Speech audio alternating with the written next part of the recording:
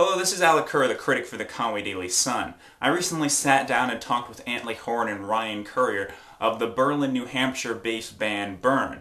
buRne kind of has a grunge sound, and this past September they opened for such legends of rock as Alice Cooper, Queensryche, Dio, and Black Sabbath at the Tweeter Center.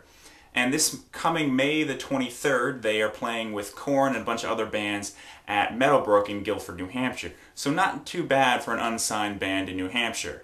So check them out. What would you say your most interesting gig was? Or just something that just either funny or good, positive, or just something that just went completely crazy?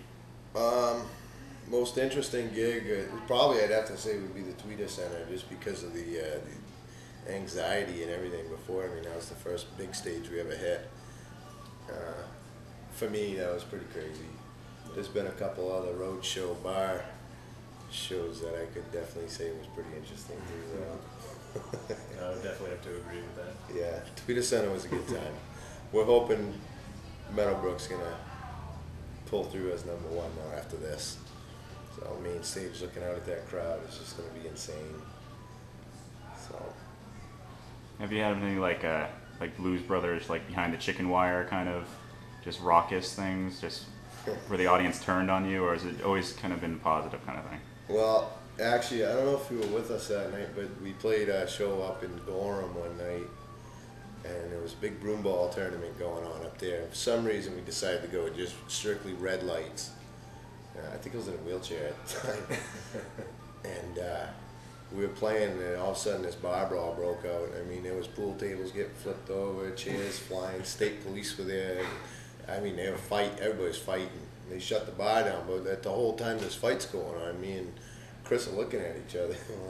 Well, we keep playing? I guess so. We just kept on playing as this bar brawl's going on, and girls are fighting, guys are fighting, state troopers are fighting, they're closing the bar. We didn't know what to do. That was awesome. Interesting. I don't know about awesome, but it was interesting. So that was one good time. It sticks out in my head. And which Gorham was this? Gorham? This was Gorham, New Hampshire. Okay. Yeah, about 20 minutes north of here. Okay. Just want to make sure, since there's...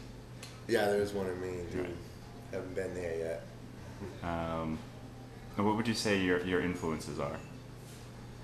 Well, that's funny you say that, because everybody has a different influence in the band, which is what I think makes us unique. You know, I love Alice in Chains. You know, God Rest Lane's Soul. You know, I like all that old school metal. I'm pretty into metal, but at the same time, I have a little groove to me too. I'll go right back to Jethro Tull and everything. Ryan over here, on the other hand. Yeah, I'm into like the 311 and Dave Matthews and just kind of the technical drum work stuff. Mm-hmm. Yeah, and like Jody, the bassist, he's into old school fast metal, basically, like Megadeth, and Chris, our guitarist, is into everything. You name it, he likes it. So that's what kind of draws us to be a little bit unique. Everybody puts their own style into it, and nobody critiques each other. Right. If you want to do something one way, then do it. That's what's gonna stick out. So that's our influences. And that guy who wrote the national anthem, he's pretty good too.